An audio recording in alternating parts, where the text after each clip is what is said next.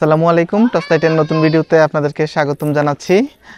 আজকে আমরা অবস্থান করছি বাগেরহাটে এবং বাগেরহাট জেলায় খান জাহান আলীর যে মাজার, এই মাজারের ঠিক প্রাঙ্গণে আমি অবস্থান করছি। খান জাহান আলী আপনি জানেন যে ইসলাম ধর্ম প্রচার করতে আমাদের এই বাংলাদেশে এসেছিল এবং যশোর, খুলনা এবং বাগেরহাটে তার ইসলামিক যেই দৃষ্টিভঙ্গি সেটি তিনি প্রচার করেন এবং এই অঞ্চলে তিনি দীর্ঘদিন বসবাস করেছেন। ইতিহাস বিখ্যাত যেই 7 গম্বুজ মসজিদ তিনি নির্মাণ করেছেন, আর পাশাপাশি অসংখ্য ছোট বড় নানা স্থাপনা তার নামে আজও রয়েছে। চলুন আজকে আমরা পুরো মাজারটা প্রাঙ্গণটা ঘুরে আসি এবং আপনি মাজারকে কেন্দ্র করে এখন বর্তমানে একটা পর্যটনের জায়গা, পাশাপাশি একটা বিশাল বড় একটা দিঘি রয়েছে এবং দিঘিতে নানা রকমের গল্প প্রচলিত রয়েছে। চলুন সেই পরিবেশটা আজকে দেখে আসি। আমরা আস্তে আস্তে দিঘির দিকে এগিয়ে যাই। দিঘির এদিক থেকেও মাজারে যাওয়ার জন্য প্রবেশদ্বার রয়েছে।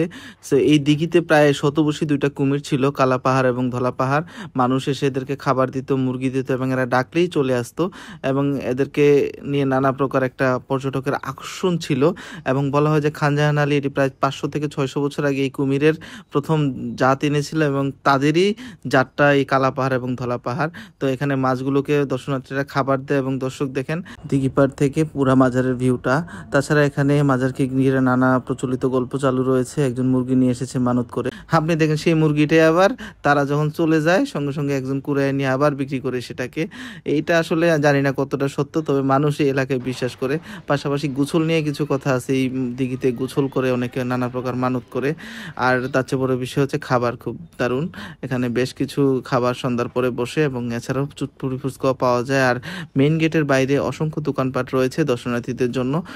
এই সব কিছু মিলিয়ে বাগেরহাটের সবচেয়ে জনপ্রিয় যে পর্যটন স্থান এই 7 গম্বুজ মসজিদ এবং খান জাহান আলীর তৈরি এই মাজারের বাইরে চুইঝাল পাওয়া যায়। চুইঝালে গরু মাংস অবশ্যই খেয়ে যাবেন। আসসালামু আলাইকুম। টসলাইটের সাথে থাকবেন। আল্লাহ হাফেজ।